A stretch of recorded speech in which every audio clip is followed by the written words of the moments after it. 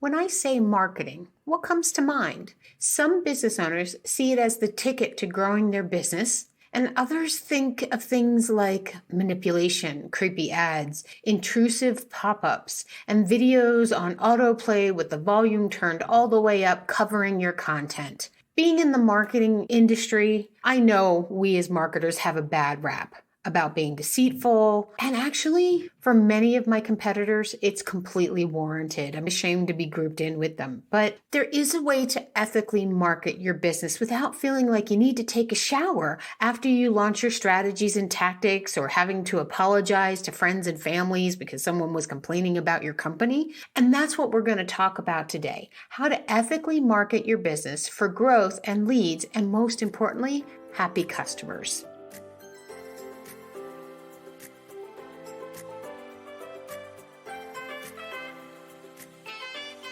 Inkyma's Marketing Strategies is a podcast for small business owners hosted by Audrey Kirchner, co-founder and chief marketing strategist at Inkyma, helping you navigate the world of marketing so that you can market your business in the right way, see growth, and thrive regardless of the industry you're in. To learn more about Inkyma and what we do, ask a question, or schedule a marketing evaluation, go to the website inkyma.com. That's INKYMA.com. Listen to the show on your podcast player of choice, the Inkyma website, or the Inkyma YouTube channel. Just search for Inkyma Marketing Strategies and you'll find what you need.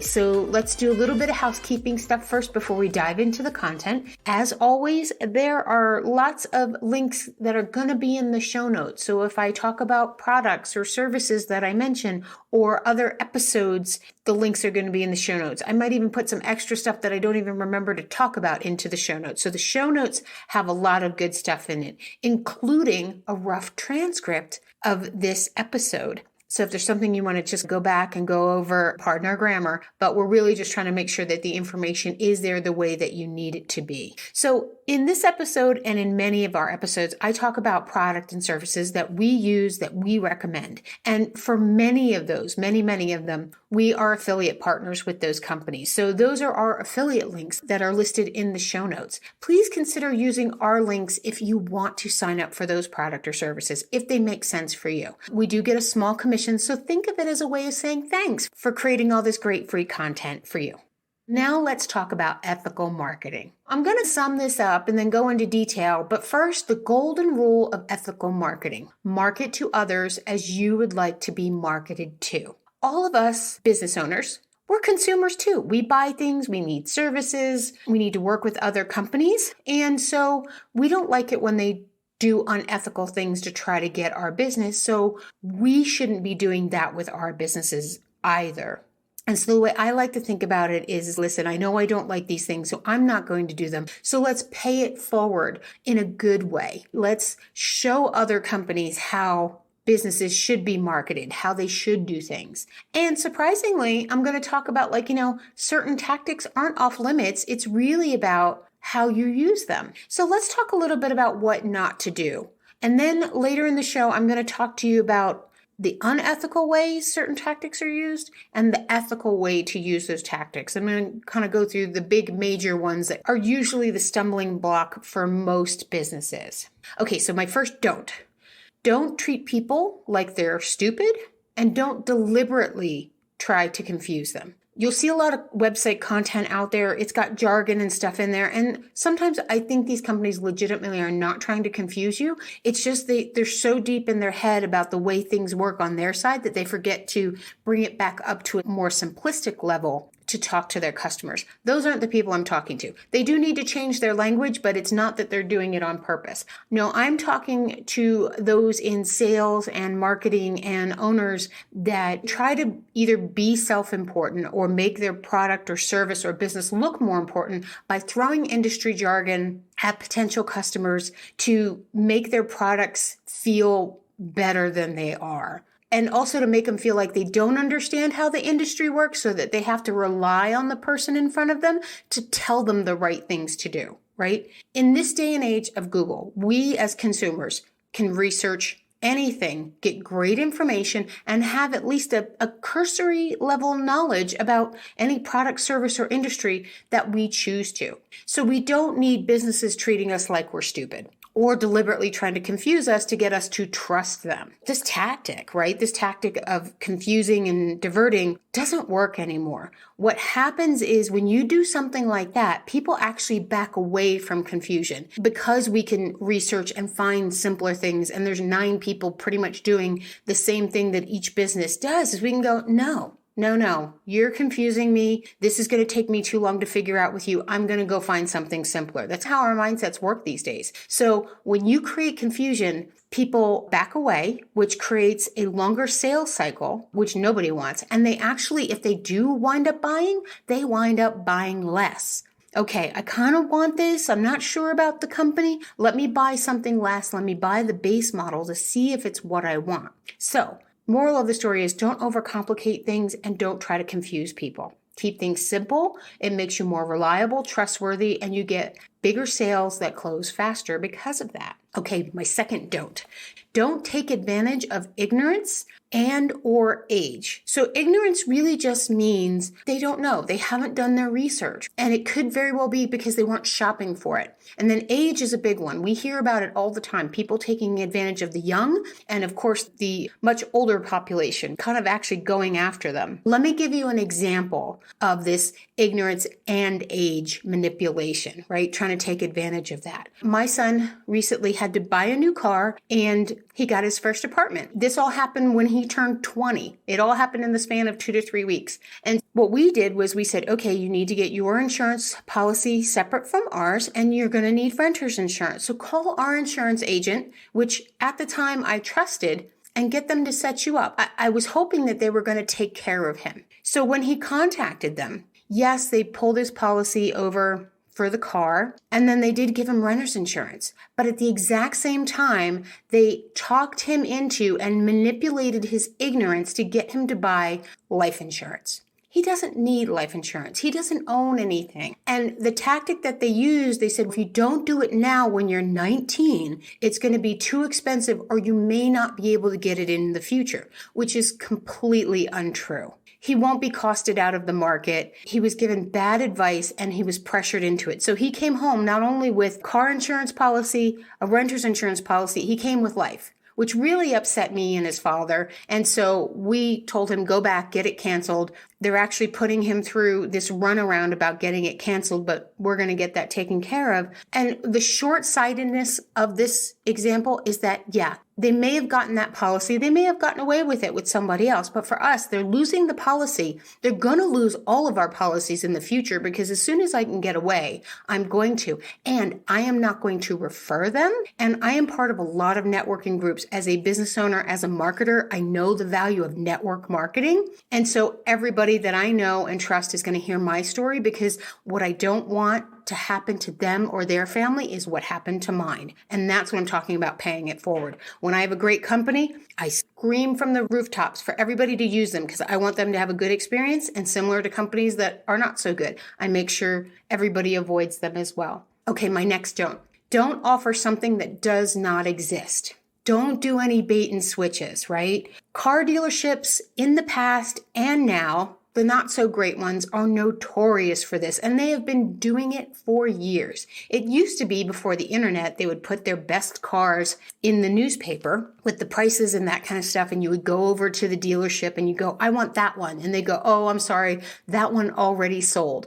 Well, you know what? That one never existed. Nobody has ever gotten that car. And then in this day and age, when they put their inventory online, they put it up, and if someone's over there within the next 5 or 10 minutes, they can't use the same excuse. And so now they're saying, oh, that one's not ready for sale. And then what they do is once they've gotten you in, they proceed to try to sell you something else that is on the lot that wasn't as good of an offer as what they had put out there. This is a really, really bad practice. And because of this, they're all excited. They're going to go see this. They've dreamed of the potential, and you just pop their balloon. No, you can't have it, but you can have this. Their mindset went from happy and joyful to disappointed and slightly frustrated and annoyed in a split second. And so think about it. When you're annoyed and frustrated, are you ready to buy something else? No, you need some kind of like a mental cleanse palette in there to kind of get you rejiggered. And then they are blaming the messenger.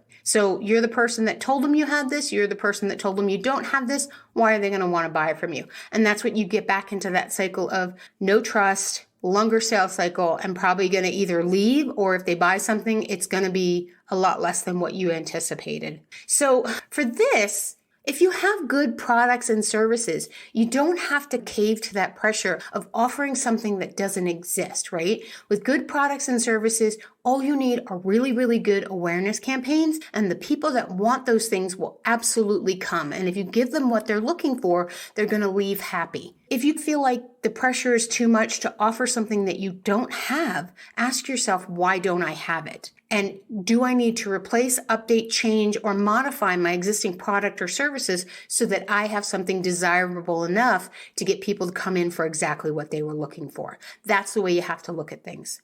And then my last one is don't be annoying, right? Respect people's decisions to not want to interact with you. Don't spam. Don't reach out to people that have no clue of who you are, what you do, and then expect them to want what you have. And I'm also talking about in this situation where you have potential leads that they do reach out to you legitimately first, you get back to them and then they ignore you. Or you have a conversation and they ignore you later. It happens to all of us. We need to take that with some grace. And don't call them 10, 12 times thinking that one telephone call was an open door policy, because you're definitely going to lose that person. Where if you do the normal 2 to 3 follow-ups from your initial meet and they ignore you, just let them go. Sometimes they actually come back. I've had that where I've had a meeting with someone and we say, okay, let me think about it. I'll get back to you. I may do a follow-up email going, hey, I just want to let you know we're here, and I hear nothing. 6 months later, they're like, I'm so sorry. I'm ready now. Can we do this? And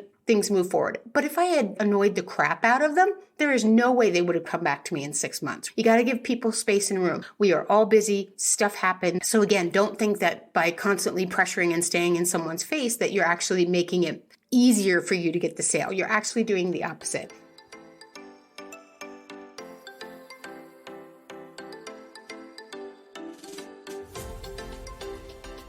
You're listening to Inkyma's Marketing Strategies, and we're talking about ethical marketing practices today. One way to ethically market your business is using the right tools for the job. And so for many e-commerce businesses that are getting ready to start, using a product like Shopify is really a great way to get all the features and tools that you need to run a successful e-commerce store and to be compliant and to keep your merchant accounts safe. So what I have for budding e-commerce folks out there is an offer. We are a Shopify partner. And so what I can offer for a new business is that we can create a free development environment for you that is free for as long as you're developing your site. Doesn't matter if it takes 2 months or 6 months. If you go directly through Shopify, they give you 14 days.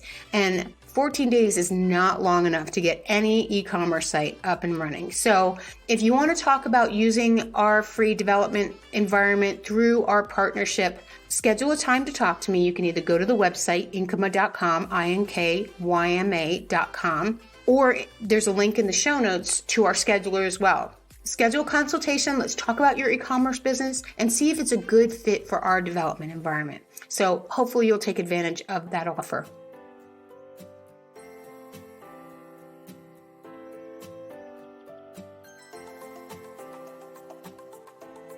So now let's talk about some examples of ethical versus non-ethical marketing tactics. So it's a general tactic, and a lot of it is how you use it or how you abuse it, if it's actually really ethical or not. Let's start with phone calls. And in all of these, I'm going to start with non-ethical first and then talk about how to ethically use them. So non-ethical for phone calls, surprise telemarketing calls. Don't use this. Do not telemarket, right? No one likes it. There have been apps that have created just to thwart it. We have the ability to block it on our cell phones now because things have moved to cell phones. And so I think it's very unrealistic to think that something like this is actually going to work. The other thing is now, because of all of this, it's extremely expensive. You have to hire people to do the calls, or you have to send the robo recordings. And then most of these guys have to have banks of telephone numbers so that once you block the first one, they get through with the second one or the third one. And the only people you're going to get from this is people that you're going to dupe into using your product or services. Every once in a while, very rarely, the right person's like, oh, I'm so glad I picked up that telemarketing call because I can actually use that. Doesn't happen. If you're feeling the pressure of doing something where you get these really large pools of numbers of people to contact, I can telemarket 100,000 people and then that's going to funnel down into 5 sales. Realize that you're better off spending your money on other strategies and tactics like content marketing, like digital advertising, like search engine optimization to put your stuff out there and let people that really want and need your services find you. If you do want to use phones and phone calls, let's talk about some ethical ways that you can use it as a marketing tactic to close leads, right? So maybe not generating leads so much, but to close them. And so let's say you're getting leads coming in through contact forms, through digital ads, you're going and doing network marketing, you're part of some groups. This is where you can use phone calls to follow up with those people. They've given you your telephone number, they know who you are, they want you to call. And that's really a great way to do it. The other thing is you can use it with existing customers too. Service reminders. We always get those calls, and those being automated is totally acceptable too, as well as calls saying, hey, it's time to turn off your sprinklers. It's time for you to fertilize your trees again. You can use those types of things. And I'm going to talk more about a tool later where you can actually automate a lot of this so you don't actually have to pay someone to pick up the phone and do all the things. But again, do this sparingly. Don't, just because someone gave you their contact information, don't call them 10 times, right? So let's move on to our next tactic. Email is a big one. If you've listened to any of the other podcasts, you know I love content marketing. I love email marketing. I think it is really something that everybody needs as part of their marketing tactic system. So unethically using marketing. Buying lists of consumers that are unqualified, and then you just send them spam emails every day, not knowing if they want or need your product, if the email is valid or not, and then not having any type of opt-out mechanism for them so that they have to report you as spam, have you blocked, and then your URL gets blacklisted. And then you start going through the whole URL process of different email addresses because the first one's blacklisted and the second one isn't. And by the way, the reason you get blacklisted is because not having an unsubscribe process is actually against the law. There is a can spam law out there that says you have to allow people to unsubscribe from your lists and you have to have a mechanism and it has to work, right? Ignorance of, oh, it's broken, doesn't work, right? Not that they're going to come after you, but it allows other listing services like Google and that kind of stuff to blacklist you and then stop your emails from coming through. And then another unethical use of email is spamming other businesses by pushing your spam through their contact form on their website. This is just really a bad way to try to reach out to a new business because their mindset is in a totally different place when they see a contact form from their website come through. If they've gone through the trouble of creating that contact form and putting it in all the right places, when that form comes through, they're expecting a lead. They're expecting business. They're not expecting to be solicited. And so when you solicit to them, they're going to be like, wait, what? It's a disconnect. And then the trust is broken and then they push away because it's confusing because it's not what they expected. So you're actually much better off trying to find a different way to get in front of that person other than putting your information in their contact form. Trust me,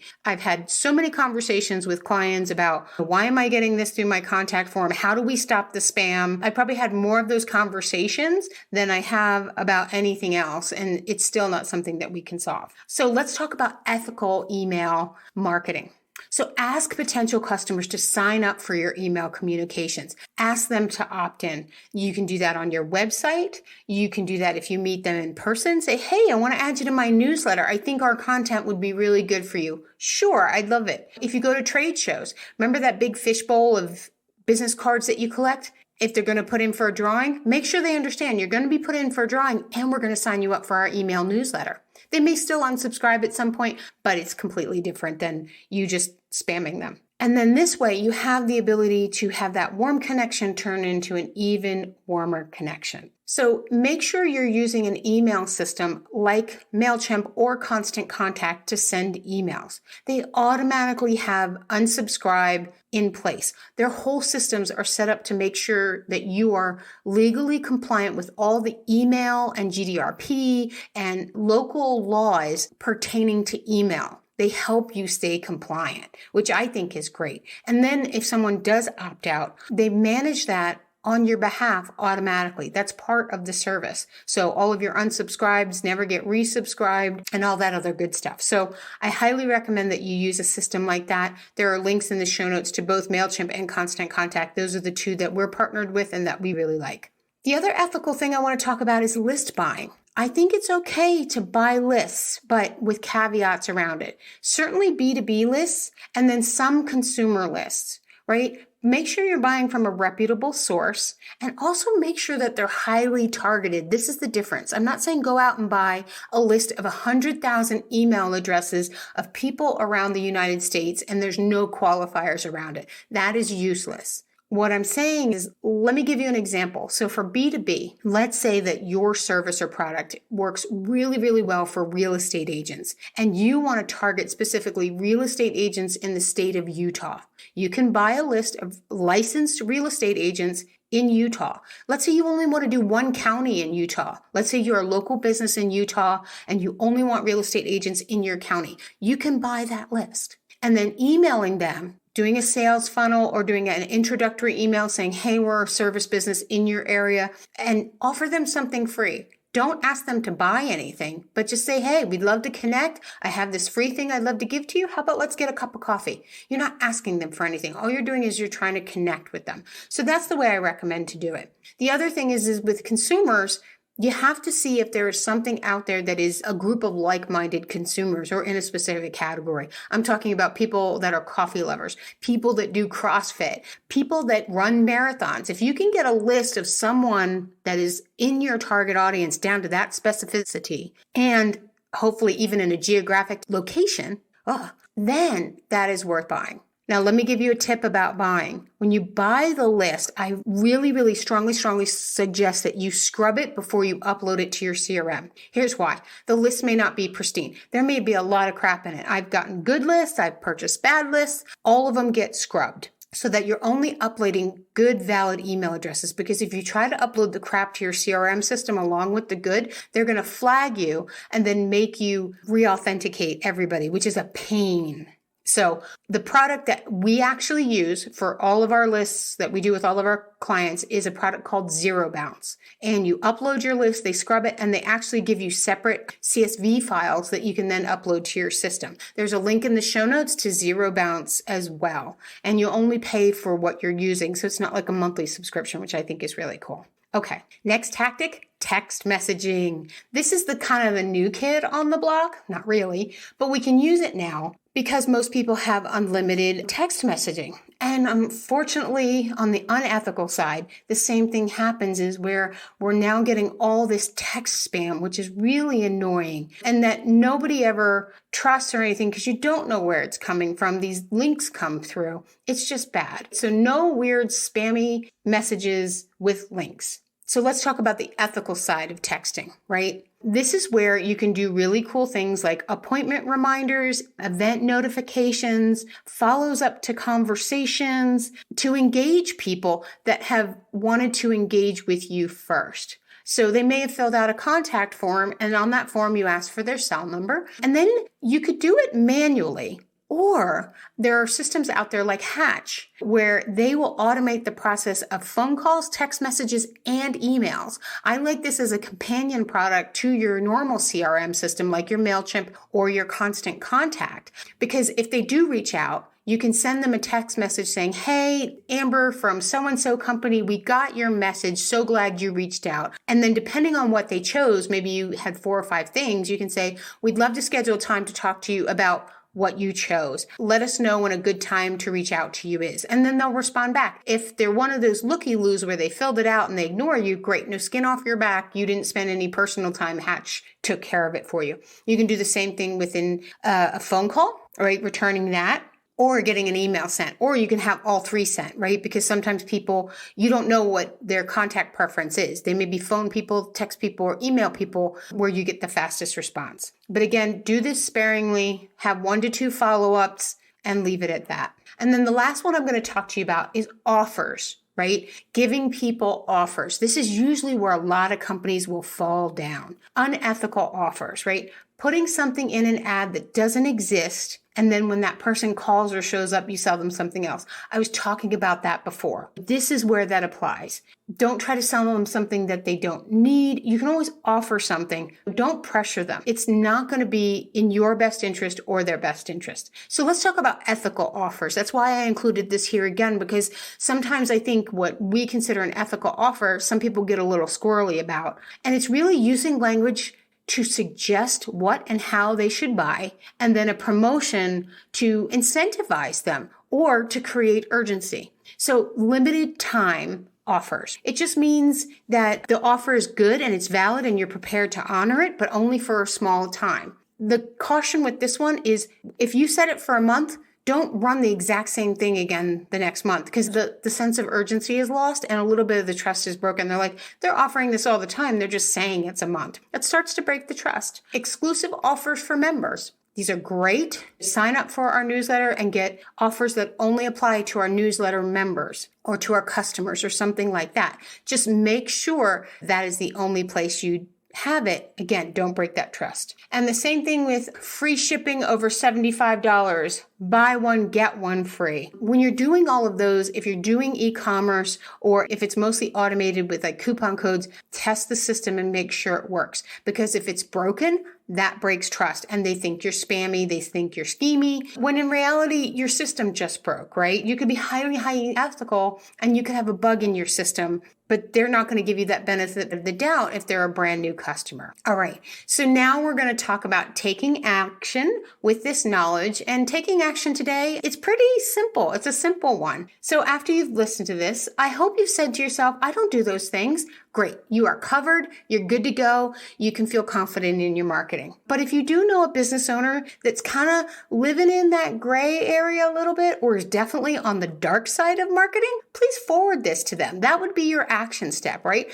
Let's get us all up to the same standard of ethical marketing. And if you are in that gray area, or you're considering stepping over to the dark side, my guess is that it's because of pressure, right? Business pressure to sell more faster, right? Oh, I got to sell. I've got to grow my business. I've got to do whatever it takes. In reality, you're shooting yourself in the foot. If someone's giving you that advice to do these type of things, they're wrong, right? You are going to be much, much better off in the long run, ethically marketing your business, having really good product and services. A lot of businesses grow and thrive this way. Just remember, marketing takes time, and these unethical practices are really not get rich quick schemes. They're like, let us take your money and really upset the crap out of people, and you go out of business really fast type of schemes. So use ethical marketing to get more customers and happier customers that are going to refer you again and again and help you get more business. Here at Inkyma, we like to give back to the business community. I provide a free 45-minute consultation to any business owner. Regardless if you're looking for ethical marketing tactics, maybe you want to talk about, I'm doing this, is it really ethical enough? It might be just to tweak a language here or there that brings up the trust factor, or using different colors, who knows, but we can talk about that. Maybe you want to talk about search engine optimization or your website. Whatever you want to talk about, those 45 minutes are yours. Just go to the website, Inkyma.com, INKYMA.com, and there is a schedule a marketing evaluation button in the right-hand corner. Pick your date and time, and we are on the calendar. If you just have a question, or if you have a topic suggestion, I love getting article suggestions from the community. Fill out the contact form, put everything in there. I respond back to it. And if you do suggest it, I'm going to give you a big shout out, suggesting us to research and educate you on something that you want to know about.